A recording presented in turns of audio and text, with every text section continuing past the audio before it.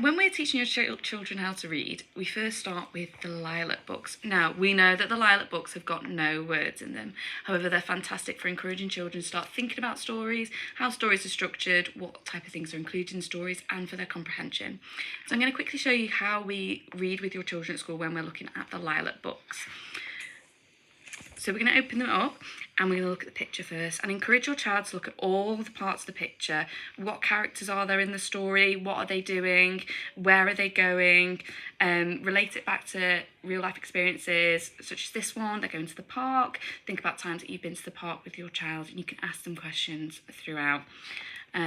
As you go through the book, you'll see that there's lots of different things happening on each page, and this is a great time to question children on what's happening to see if they can understand and recognise what's going on in a story. So for example, on this page, you could ask them, what is the dog doing? How does this lady feel? Is the dog hers? And see what your children come up with and see if they can apply those comprehension skills to their early reading.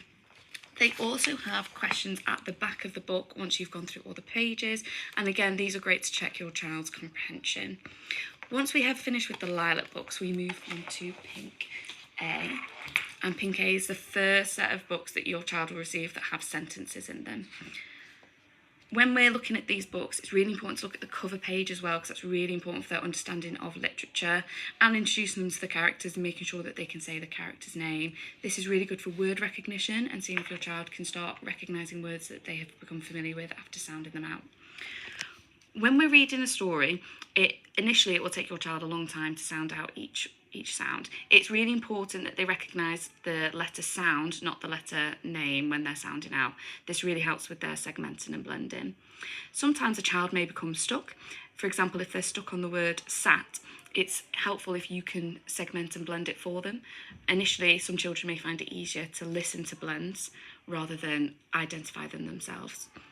So for example, for sat, it wouldn't be S-A-T, it'd be S-A-T. And once that's blended all back together, we know that's sat. Initially, children often sound out each letter and just move on. It's really important that we encourage them to read the whole word back. Initially, we recommend that once they've sounded out the whole sentence, that you read it back as a full sentence so they can understand how it is said properly. So once they've read this whole sentence, you would say, a cat sat on the mat. And pointing to each word as well as you say it really helps with their fluency and word understanding. Again, in the back of these books, they have comprehension questions. And again, this is a really good checkpoint. We do not expect, especially initially, that each page is read every single night and the whole book's read. Even if it's just a couple of pages or 3 pages, that makes a big difference, especially if they're being read with every night.